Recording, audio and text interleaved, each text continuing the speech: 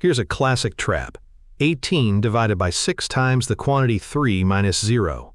You probably already have your answer, and I'm telling you right now, you're probably wrong.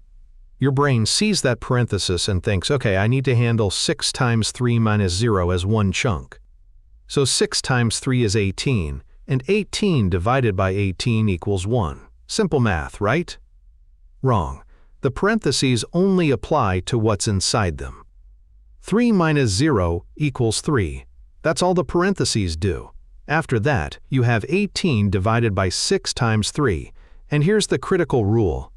Division and multiplication happen left to right, in order. Let's do this correctly. 3 minus 0 is 3. Now we have 18 divided by 6 times 3. 18 divided by 6 equals 3. Then 3 times 3 equals 9.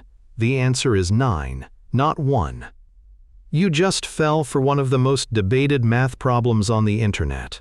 If this tricked you, leave a like and subscribe for more problems that break the internet. Math isn't about being smart, it's about knowing the rules.